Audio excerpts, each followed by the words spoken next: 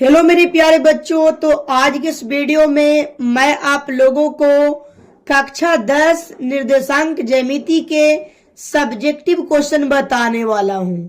इस वीडियो में मैं आप लोगों को बताऊंगा कि त्रिभुज के क्षेत्रफल कैसे ज्ञात किया जाता है। त्रिभुज का क्षेत्रफल कैसे ज्ञात किया जाता है बहुत ही आसान भाषा में बताएंगे। इससे पहले हम लोग त्रिभुज का फार्मूला देख लेते हैं कि त्रिभुज का सूत्र क्या होता है। तो सबसे पहले यहाँ पे ए और बी सी एक त्रिभुज दिया हुआ है।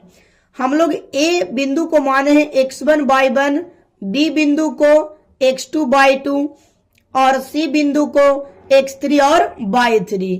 तो बोला कि त्रिभुज का क्षेत्रफल क्या होगा। तो त्रिभुज का क्षेत्रफल देखने से पहले हम लोग इसका ट्रिक के समझते हैं कि ट्रिक क्या दिया हुआ है। 123, 231 और 312, यानी जो भी आपका एक दिया हुआ है ये x1 होगा, 2 दिया हुआ है x2 होगा, 3 दिया हुआ है x3 होगा। यहाँ पे देखिए त्रिभुज का क्षेत्रफल क्या होता है। 1/2 x1/2 minus y3 plus x2/3 minus y1, यानी यहाँ पे हो गया 231, 2 3 1, अब plus x3 into y1 minus y2। यहाँ पे देखिए 1 2 3, यही हो गया 123, 231 और ये हो गया 312। तो इस फार्मूला की मदद से त्रिभुज का क्षेत्रफल निकालना सीखेंगे, ठीक है। तो आइए प्रश्न को देखते हैं कि प्रश्न क्या दिया हुआ है। जो प्रश्न है हम लोग का कि शीर्षों का ए जो दिया हुआ है शीर्ष 1, बी जो है -4, और सी जो है -3 और -5 वाले त्रिभुज एबीसी का क्षेत्रफल ज्ञात करें। तो सबसे पहले आपको एक त्रिभुज एबीसी पारना होगा। क्या करना होगा जी? तो हम लोग एबीसी एक क्या करते हैं, त्रिभुज पार लेते हैं, ठीक है। तो यहाँ पे हम लोग एक छोटा सा त्रिभुज पार लेते हैं। इसका नाम हो गया ए और इसका नाम हो गया बी और इसका नाम हो गया सी, ठीक है। इसका जो निर्देशांक है वो दिया हुआ है 1, -1, ठीक है, 1, -1। बी का निर्देशांक है -4, और सी का निर्देशांक है -3, -5 इसका निर्देशांक है सी का, ठीक है जी। इतना में आपको कोई दिक्कत नहीं हुआ होगा। अब आपको देखना है कि हम लोग मान लेते हैं, इसको लिख देते हैं x1 x2, ठीक है। इसको कहेंगे x1, इसको y1, ठीक है जी। और इसको लिख देंगे x2, y2 और इसको लिख देंगे x3, y3, ठीक है जी। इतना तक आपको समझने में कोई दिक्कत नहीं हुआ होगा। अब यहां से हम लोग त्रिभुज का क्षेत्रफल बैठाएंगे। आपको a 1, -1, b -4, c -3, -5 और ये x1/1, x2/2 और x3/3। तो हम लोग लिख सकते हैं त्रिभुज एबीसी का क्षेत्रफल। त्रिभुज लिख सकते हैं त्रिभुज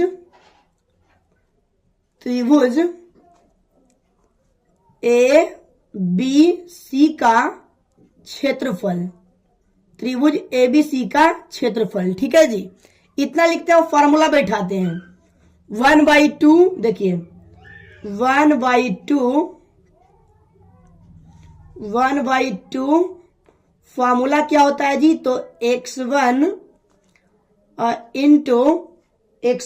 into y2 minus y3 plus, और आपका फॉर्मूला होता है x2 into y3 minus y1 plus, फिर आपका फॉर्मूला होता है x3 इंटू y2, क्या होता है जी? y1 माइनस y2, ये आपका फॉर्मूला होता है, ठीक है। 1/2 x1 into y2 minus y3 plus x2 into y3 minus y1 plus x3 बराबर y1 माइनस y2। इस फॉर्मूला की मदद से हम लोग सॉल्यूशन कर लेते हैं मैथ, ठीक है जी। तो यहाँ पे देखिएगा आप लोग, ठीक है, 1/2 का 2, 1/2 का 2, ठीक है। x1 की जगह पर देखिए कितना दिया हुआ है, तो x1 की जगह पर 1 दिया हुआ है, ठीक है जी। कितना दिया हुआ है, वो 1 दिया हुआ, तो 1 लिख देते हैं। y2 की जगह पर कितना है, तो y2 की जगह पर आपको 6 दिया हुआ है, तो यहाँ पे हम लोग 6 को लिख देते हैं। माइनस y3 कितना है, तो y3 देखिए यहाँ पे कितना है जी, तो माइनस में क्या है, 5 दिया हुआ है। अब माइनस पहले से है तो क्या हो जाएगा, प्लस क्या हो जाएगा, 5 हो जाएगा। अब यहाँ पे आप लोग देखेंगे प्लस का प्लस है, ठीक है। x2 कितना दिया हुआ है, तो x2 आपको -4 दिया हुआ है, ठीक है जी, -4। और फिर यहाँ पे लिखेंगे y3, तो y3 आपका -5 दिया हुआ है, और फिर आपका माइनस है तो माइनस लिखेंगे। y1 कितना है, तो -1 है, तो माइनस पहले से दिया हुआ है तो प्लस का 1 हो जाएगा। प्लस x3 कितना दिया हुआ है, तो x3 दिया हुआ है -3, ठीक है। माइनस वाला को हमेशा ब्रैकेट में लिखें। और यहाँ पे y1 कितना दिया हुआ है, तो y1 -1, फिर माइनस दिया हुआ फॉर्मूला में y2 कितना, तो y2 यहाँ पे 6 हो जाएगा, ठीक है। अब यहाँ पे आपको देखना है, सॉल्यूशन करना है। अब आपको भार नहीं है, 1/2 का 2 हो जाएगा, ठीक है। 1 का 1 से हम लोग गुना करेंगे कितना में, 6 और 5 कितना हो जाएगा जी, 11 हो जाएगा। प्लस का प्लस, यहाँ पे देखिए कि लिखेंगे -4, और यहाँ बच गया 4 में, यहाँ 5 में से 1 घटेगा तो माइनस के 4 बचेगा, और प्लस, ठीक है। यहाँ पे -3 का 3 रहेगा, और यहाँ पे लिखेंगे -1 और -6, माइनस के 7 हो जाएगा, ठीक है जी। अब यहाँ पे आपको देखना है कि 1/2 का 2, ठीक है, गुना करिए, 1 गुना 11 तो 11 हो जाएगा। प्लस यहाँ पे 4 चौके 16, 4 चौके 16, माइनस माइनस प्लस, प्लस सतिया कितना हो जाएगा, तो सतिया 21 हो जाएगा, और माइनस माइनस प्लस हो जाएगा। तो अब यहाँ पे ध्यान देना है कि 1/2 और यहाँ पे गुना, पूरे को जोड़ेंगे, ठीक है जी, पूरे को क्या करेंगे, जोड़ेंगे। तो 1 और 6 7, 7 1 कितना हो जाएगा, 8, और यहाँ पे देखेंगे 2 और 1 3, 3 1 कितना हो जाएगा, 4 हो जाएगा। यानी कितना आया, 11 16 21 कितना हो जाएगा, 48। 11 16 21 कितना हो गया, 48।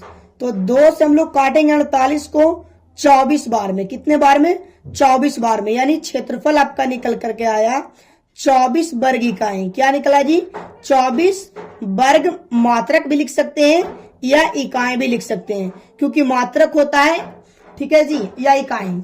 अगर ये प्रश्न समझ में आपको आ गया होगा अच्छा से, तो आप लोग प्रश्न ये वाला आप लोग जरूर बनाइएगा, जिसका प्रश्न ए है 2,3, बी है -1,0, सी दिया हो 2,-4। तो ये प्रश्न आप लोग कमेंट बॉक्स में जरूर बताएं, और मिलते हैं आप लोग से नेक्स्ट वीडियो के साथ।